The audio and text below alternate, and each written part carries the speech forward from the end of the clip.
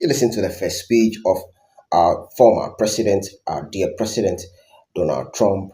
After he survived the assassination in his rally, he went on to talk about the family that lost their life. This man is a great man, and he always preach about making America great again.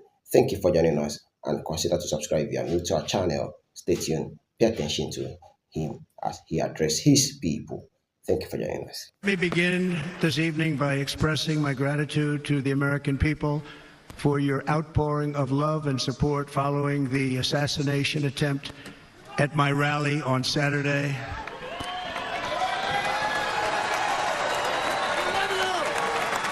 As you already know, the assassin's bullet came within a quarter of an inch of taking my life.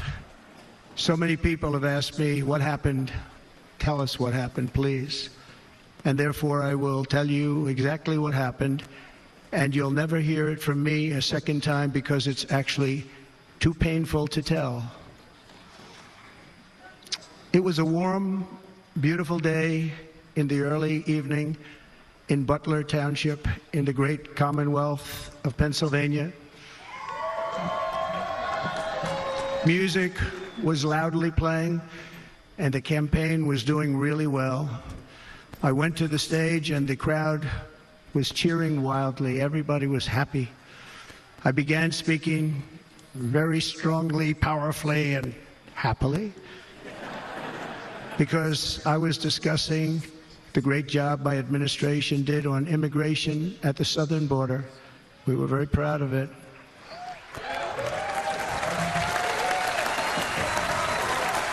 Behind me and to the right was a large screen that was displaying a chart of border crossings under my leadership. The numbers were absolutely amazing. In order to see the chart, I started to, like this, turn to my right and was ready to begin a little bit further turn, which I'm very lucky I didn't do, when I heard a loud whizzing sound and felt something hit me really, really hard on my right ear. I said to myself, wow, what was that? It can only be a bullet. And moved my right hand to my ear, brought it down. My hand was covered with blood, just absolutely blood all over the place.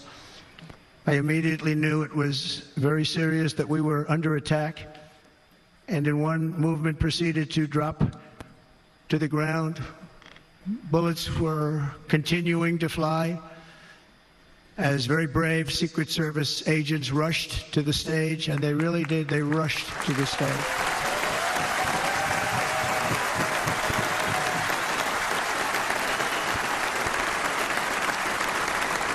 These are great people, at great risk, I will tell you, and pounced on top of me so that I would be protected. There was blood pouring everywhere, and yet, in a certain way, I felt very safe because I had God on my side. I felt that.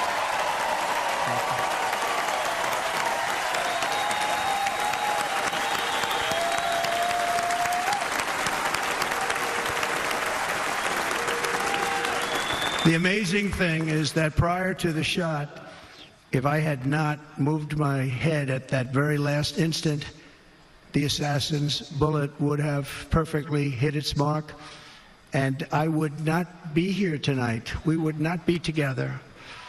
The most incredible aspect of what took place on that terrible evening in the fading sun was actually seen later.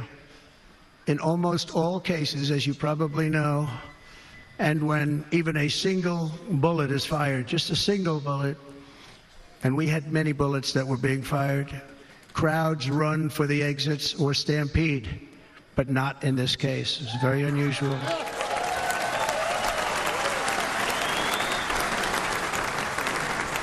This massive crowd of tens of thousands of people stood by and didn't move an inch. In fact, many of them bravely but automatically stood up looking for where the sniper would be. They knew immediately it was a sniper. and then began pointing at him. You can see that if you look at the group behind me. That was just a small group compared to what was in front. Nobody ran, and by not stampeding, many lives were saved. But that isn't the reason that they didn't move. The reason is that they knew I was in very serious trouble. They saw it. They saw me go down. They saw the blood and thought, actually most did, that I was dead. They knew it was a shot to the head. They saw the blood. And there's an interesting statistic. The ears are the bloodiest part. If something happens with the ears, they bleed more than any other part of the body.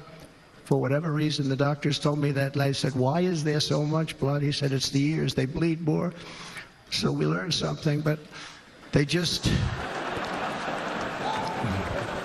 this beautiful crowd, they didn't want to leave me. They knew I was in trouble. They didn't want to leave me. And you can see that love written all over their faces. Incredible people. They're incredible people. Bullets were flying over us, yet I felt serene. But now the Secret Service agents were putting themselves in peril. They were in very dangerous territory. Bullets were flying right over them, missing them by a very small amount of inches. And then it all stopped. Our Secret Service sniper, from a much greater distance and with only one bullet used, took the assassin's life, took him out.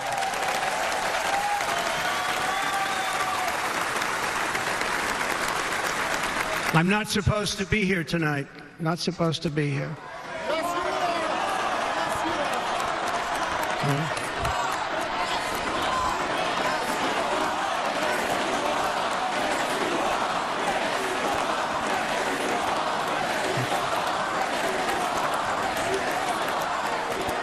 Thank you. But I'm not. And I'll tell you, I stand before you in this arena only by the grace of Almighty God.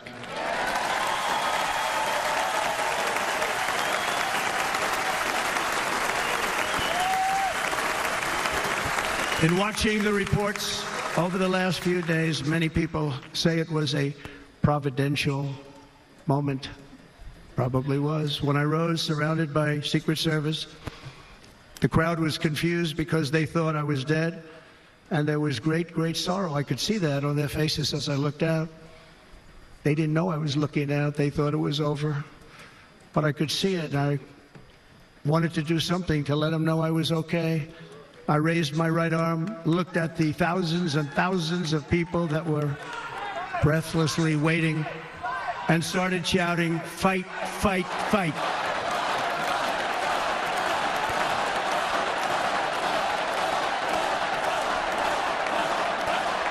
Thank you. Once my clenched fist went up, and it was high into the air, you've all seen that, the crowd realized I was okay and roared with pride for our country like no crowd I have ever heard before. Never heard anything like it. For the rest of my life, I will be grateful for the love shown by that giant audience of patriots that stood bravely on that fateful evening in Pennsylvania. Tragically, the shooter claimed the life of one of our fellow Americans, Corey Comparator. Unbelievable person, everybody tells me. Unbelievable. And seriously wounded, two other great warriors. Spoke to them today. David Dutch and James Copenhaver. Two great people.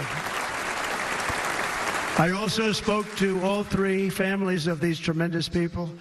Our love and prayers are with them, and always will be. We're never going to forget them. They came for a great rally. They were serious Trumpsters, I want to tell you. They were serious Trumpsters, and still are. But Corey, unfortunately, we have to use the past tense. He was incredible. He was a highly respected former fire chief, respected by everybody. Was accompanied by his wife, Helen, incredible woman I spoke to today, devastated, and 2 precious daughters.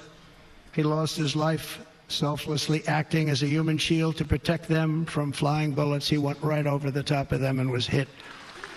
What a fine man he was.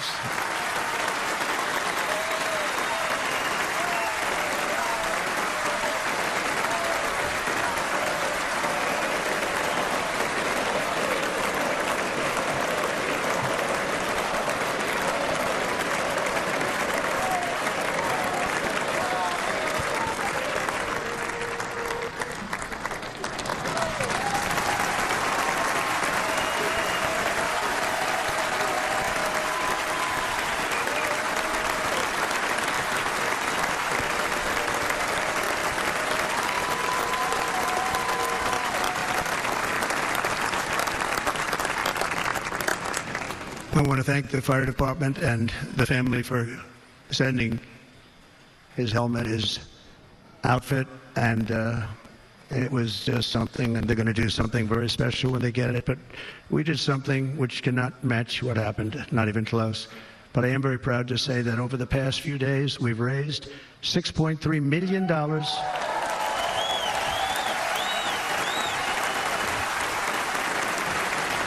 for the families of David, James, and Corey, including from a friend of mine just called up. He sent me a check right here. I just got it. $1 million from Dan Newland. Thank you, Dan. And again, when speaking to the family, I told them, I said, well, I'm going to be sending you a lot of money, but it can't compensate. They all said the same thing. You're right, sir. We appreciate so much what you're doing, but nothing can take the place in the case of Corey. And the other 2, by the way, they were very, very seriously injured, but now they're doing very well. They're going to be okay. They're going to be doing very well. They're warriors. So now I ask that we observe a moment of silence in honor of our friend Corey.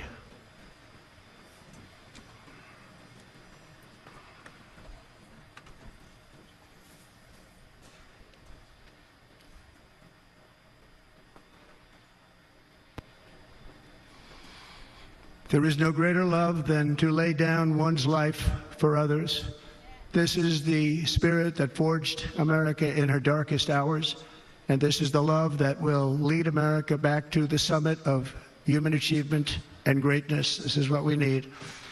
Despite such a heinous attack, we unite this evening more determined than ever. I am more determined than ever, and so are you. So is everybody in this room.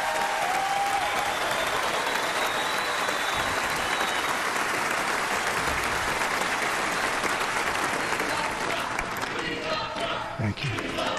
Thank you very much.